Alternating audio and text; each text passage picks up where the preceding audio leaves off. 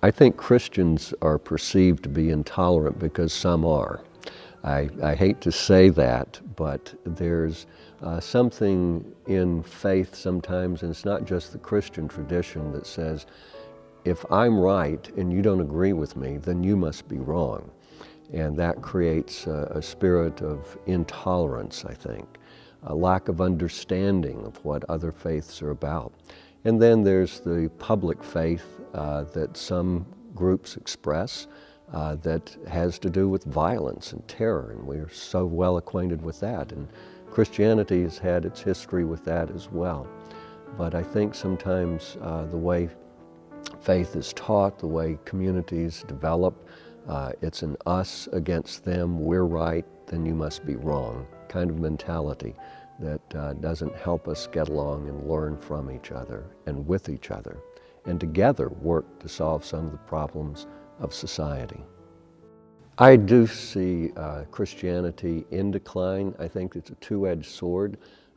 There was a time where the church was very well established in the 50s, 60s, and churches grew. They moved to the suburbs, built large buildings, and had large budgets, and those days are over. Now the church, I think, is going to need to address the culture in which it's living now. It does not have that ease of being the big player on the block, so to speak.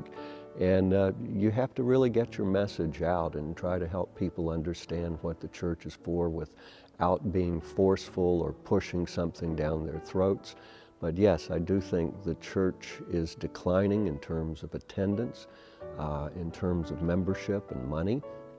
But I also think it's a very exciting time, a lot of opportunities for the church to examine itself and to learn to relate to society in different ways, and probably a lot more healthy ways than it has in the past.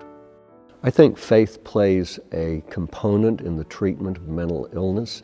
I also think sometimes there are people that bill themselves as Christian counselors, but do not have the psychological and psychiatric training.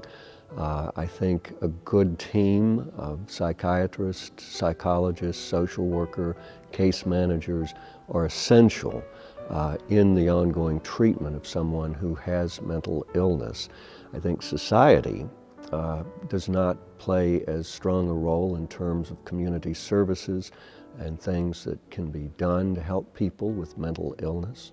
But I think the church needs to probably be a better place to understand mental illness, in a place where people with mental illness diseases can come and be a part of a community. The churches in Milwaukee do have a wonderful capacity, cooperating interfaith-wise and interdenominationally, to address some of the needs of society. There have been a lot of initiatives the church have taken for feeding the hungry, for housing people, for taking care of those who are marginalized, people who are victims of domestic violence, for instance. The churches have done a very good job, I think, in addressing these issues. The biggest frustration is what still is to be done, because we're not doing a good job, I don't think, in with families, especially single-parent families in some of the areas where the low-income people are kind of collecting and live. How do we get a hold of things like education for children? What kind of role can the church play in this? And I wish we had more initiatives and energy around some of these to work with civic leaders in resolving some of the issues of the inner city